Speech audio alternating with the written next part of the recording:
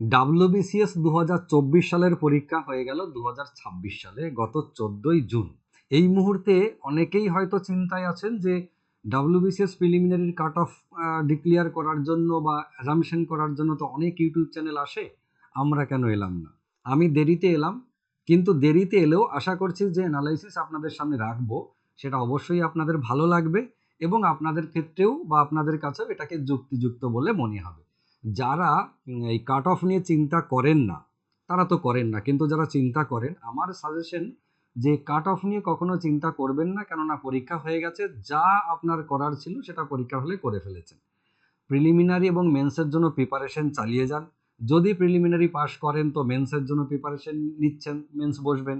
যদি প্রিলি পাস না করেন তাহলে পরবর্তী ক্ষেত্রে আগামী বছরের জন্য আবার প্রিলিমিনারিতে বসবেন। মোদ্দা কথা এটা দাঁড়ালো যে কাট অফ নিয়ে চিন্তা করবেন না, কিন্তু যদি আপনার মনে হয় যে আমার অ্যাজাম্পশনটা শোনা দরকার আছে, যেটা আমি আজকে অ্যাজাম্পশন করে নিয়ে এসেছি আপনাদের সামনে, যে 2024 সালে কাট অফ কত হতে পারে, তার পুরো WBCS এর হিস্ট্রি 2014 সাল থেকে নিয়ে, মানে যখন থেকে WBCS এর সিলেবাসে এবং এক্সাম প্যাটার্নে পরিবর্তন এলো, সেই পরিবর্তনের 2014 সাল থেকে আমি অ্যানালাইসিস করেছি। 2024 সাল জেনারেলি 10 বছর পর পর যে কোনো পরীক্ষার সিলেবাস পরিবর্তন হয় এবং পরীক্ষার প্যাটার্নে পরিবর্তন আসে, কিন্তু আমাদের WBCS 10 বছর পেরিয়ে 12 বছরে পড়লেও এখনো পরিবর্তন হয়নি। তবে আগামী বছর থেকে আশা করা যাচ্ছে ইউপিএসসি প্যাটার্নে, শুধুমাত্র WBCS নয়, আমাদের রাজ্যের প্রায় সমস্ত পরীক্ষাই একটা ইউপিএসসি প্যাটার্নে হতে চলেছে, তার কোয়ালিটি ধরে রাখার জন্য বা এই সমস্ত পরীক্ষায় যারা পাশ করে চাকরি পাবেন তাদের প্রতি শ্রদ্ধা ভক্তি বাড়ানোর জন্য, যে একটা গঠনমূলক সিস্টেমেটিক ওয়েতে তারা চাকরি পাচ্ছে, এই যে বিষয়টা। বেশ, এবারে আমি আর অন্য কথা বেশি কিছু বলছি না, সরাসরি চলে আসছি আমাদের এই 2024 সালের WBCS প্রিলিমিনারি, যেটা গত 14 তারিখে হয়ে গেল, তার প্রিলিমিনারি কাট অফ অ্যাজাম্পশন করার জন্য আমি কতগুলো বিষয় আপনাদের সামনে নিয়ে এসেছি, যেটা দেখলে হয়তো আপনাদের মনে হতে পারে যে এটা একটা বিশ্বাসযোগ্য বা ঠিকঠাক। এই কাট অফটা বলার আগে আমি আপনাদেরকে একটি কথা আরো ক্লিয়ার করে বলতে চাই যে মূলত কাট অফ নির্ভর করে কয়েকটি বিষয়ের উপরে। প্রথম যে বিষয়টা সেটা হচ্ছে ভ্যাকেন্সি কত থাকে, তারপরে সেই ভ্যাকেন্সি অনুযায়ী যারা পরীক্ষা দিতে যাচ্ছেন সেই পরীক্ষার প্রশ্নের লেভেল কেমন থাকে, তার থেকেও যেটা বড় ব্যাপার, এই দুটো আমরা জানতে পারি যে ভ্যাকেন্সি কেমন রইল এবং পরীক্ষার প্রশ্নের লেভেল কেমন হলো, আমরা বাইরে থেকে আমরা আপনারা সবাই জানতে পারি। কিন্তু পরীক্ষার হলে পার্টিকুলারলি স্টুডেন্টরা বা অ্যাসপিরেন্টরা তাদের পারফরমেন্স কেমন দিল সেটার উপরে নির্ভর করে যায় কাট অফ। এইটা কখনো আমরা বাইরে থেকে বলতে পারি না, কারণ যারা পরীক্ষা দিয়েছেন এটা কেবল তারাই জানে। তো এই যে মূল তিনটে বিষয়, একটা হচ্ছে ভ্যাকেন্সি, দুই হচ্ছে প্রশ্নের লেভেল, আর তিন হচ্ছে স্টুডেন্টের পারফরমেন্স, পরীক্ষার হলের কথা বলছি। এবারে যেটা 2024 সালের, মানে এই 2026 সালে যেটা হলো পরীক্ষা, সেইটা আর একটা বিষয় অ্যাড হয়েছে যেটা কাট অফে কিছুটা ইফেক্ট ফেলতে পারে। সেটা হচ্ছে আগে 0.33 ছিল নেগেটিভ মার্কিং, মানে 1/3 ছিল একটা ভুল উত্তরের জন্য, এবারে সেটা 0.25 হয়েছে, মানে 1/4 হয়েছে। তো এই যে নেগেটিভ মার্কের পরিমাণটা তুলনামূলক কমলো, যার কারণে অনেকের ক্ষেত্রে বেশি বেশি পরীক্ষার প্রশ্ন অ্যাটেন্ড করার একটা টেন্ডেন্সি থাকতে পারে, যার ফলে বেশি বেশি সঠিক হওয়ার সম্ভাবনাও হতে পারে। এটা কাট অফটা একটু বাড়ালেও বাড়াতে পারে। এবার আমি চলে আসি, 2014 সালে টোটাল ভ্যাকেন্সি ছিল 598টা, যার মধ্যে A group, B group, C group, D group একদম সব আলাদা আলাদা আছে। আমি অত কিছু লিখিনি, আমাদের টেলিগ্রাম চ্যানেলে পোস্ট করতে পারিনি, কিন্তু অন্যান্য জায়গায় আমরা পোস্ট করে দিয়েছি যে কোনটার কতগুলো ভ্যাকেন্সি ছিল। কাট অফ ছিল 102 2014 সালে, এবং প্রিলি পাশের যে রেশিও ছিল একটা সিটের এগেনস্টে 8 জনকে ডেকেছিল, একটা সিটের এগেনস্টে 8 জন, 8.3 এরকম দাঁড়িয়েছিল, আমি রাউন্ড ফিগারে 8 জনকে বলছি। টোটাল প্রিলি পাস করিয়েছিল 4354 জন। এটা হচ্ছে 2014 সালে প্রথম সিলেবাস পরিবর্তনের পর।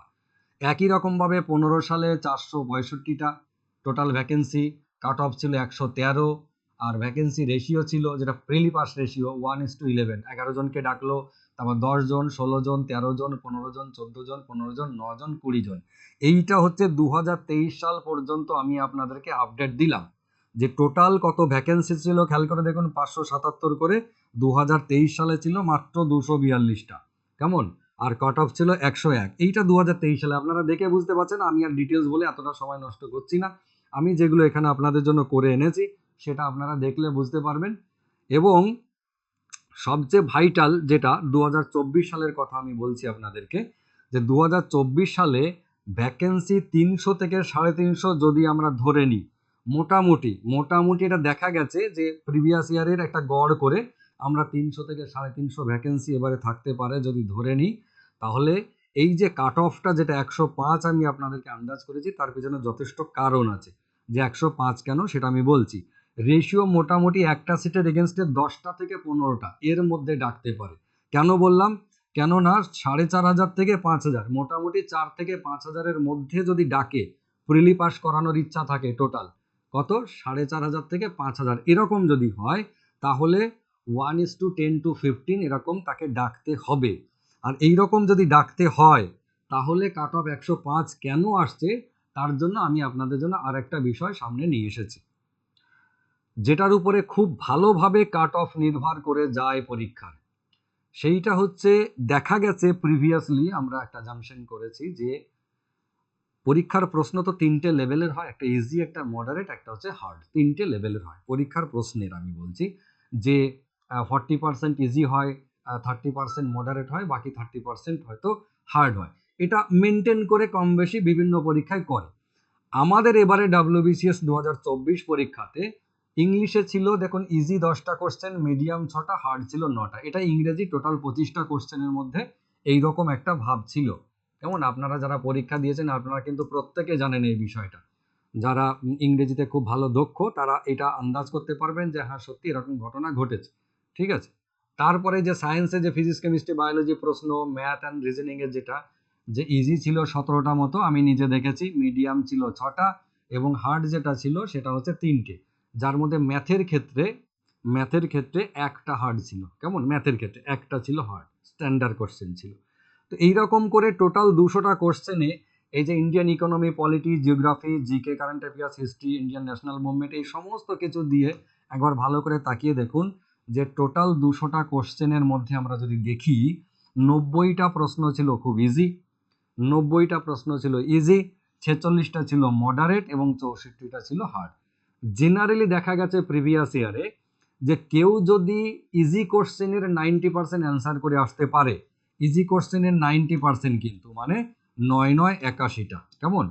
আর মডারেট লেভেলের যদি 50% করে আসতে পারে, মানে 46-এর 50% মানে 23, 81 আর 23 টোটাল হচ্ছে 104। আমার হিসেবে, ব্যক্তিগত মতামত যদিও, আমার হিসেবে 104টা টোটাল কাট অফ হতে পারে কম বেশি, এই হিসেবে আমি বললাম। এবার আপনাদের যদি অনেকের ক্ষেত্রে মনে হয় যে ইজি, মডারেট, হার্ড এই পরিমাণটা যেটা বলেছি সেইটা আপনাদের ক্ষেত্রে যদি কিছুটা পরিবর্তন মনে হয়, তাহলে সেক্ষেত্রে কাট অফটা হালকা দিক ওদিক হতে পারে। তবে আমার ধারণা 104 কাট অফ, কম বেশি 5 প্লাস মাইনাস, মানে এদিকে 100 বা 99 থেকে 109 বা 100 থেকে 110 এর মধ্যে যদি আমি বলি, আমার অ্যাজাম্পশন 104-এর আশপাশ যেতে পারে। সব কিছু বিচার বিশ্লেষণ করে এটা মনে হয়েছে। কেমন? এবার আলটিমেটলি কাট অফ আপনাদের কি মনে হচ্ছে সেটা আপনারা কিন্তু অবশ্যই কমেন্ট করে জানাতে পারেন। তবে বারবার আমি বলেছি, এখনো বলছি, আগেও বলেছি, ভবিষ্যতেও বলবো যে কাট অফটা একটা সাময়িক ব্যাপার। এটা এইরকমভাবে অ্যাজাম্পশন করে বলা খুব মুশকিল, কেননা যেটা মূল বিষয় থাকে পরীক্ষার হলে পরীক্ষার্থীদের পারফরমেন্স, এইটার উপরে নির্ভর করে যায় কাট অফ। কেমন? তাহলে ওইটা যেহেতু বাইরে থেকে আমরা জানি না, আপনিও আপনার নিজেরটা ছাড়া জানেন না কারা কারা পরীক্ষা দিল, কতজন পরীক্ষা দিল, তাদের সবার পারফরমেন্স কেমন, কেমন তাদের শারীরিক অবস্থা ছিল, কেমন মানসিক অবস্থা ছিল at that time in the exam হল, তো সেইটা বিচার করা খুব মুশকিল। তবুও যেটুকু বাইরে থেকে দেখে বোঝা যায় বা বলা যায়, আবার বিগত বছরে যদি আপনি কাট অফ দেখেন, মানে আগের বছরগুলো, 3টে সাল বাদ দিলে, খেয়াল করে দেখুন, 3টে সাল যদি আমরা বাদ দিই, এই যে 27, 21 আর 30, মানে 2020 থেকে নিয়ে 2022 পর্যন্ত, এই 3টে সাল যদি আমরা বাদ দিই, তাহলে বাকি কোনো বছরই কিন্তু 110 পেরোয়নি কাট অফ এক প্রকার। 110 এর আপনারা নিজেরাই দেখতে পাচ্ছেন যে 110-এর মোটামুটি ওই কম বেশি কাছাকাছি রয়েছেন। এই 3টে বছর 127, 121, 130 একটা বিশাল কাট অফ চলে গেছে। তবে এবারে আর সেইটা যাচ্ছে না, প্রশ্নের মান সেরকমই বলছে। ঠিক আছে, আপনারা, আমি যেতে যেতে বলছি, চিন্তা করবেন না, প্রিলিমস এবং মেন্স দুটোর জন্যই প্রিপারেশন নিন। যদি প্রিলি পাস করে যান, আমি চাইবো আপনারা যারা আজকে আমার ভিডিও দেখছেন প্রত্যেকেই পাস করে যান, প্রত্যেকেই মেন্স পরীক্ষায় বসতে পারুন, ফাইনালি জীবনে সফল হন। তো মেন্সের প্রিপারেশনও নিতে থাকুন, তার সঙ্গে প্রিলির প্রিপারেশনও নিতে থাকুন।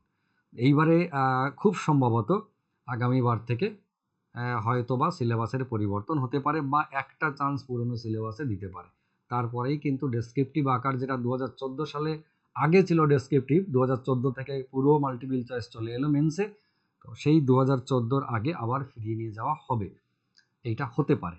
আপনারা সেইভাবে প্রস্তুতি নিন। ভালো থাকুন, সুস্থ থাকুন, সুন্দর থাকুন। অবশ্যই আপনার নিজের কি কাট অফ মনে হচ্ছে সেটা অবশ্যই কমেন্ট বক্সে জানিয়ে যাবেন। নমস্কার।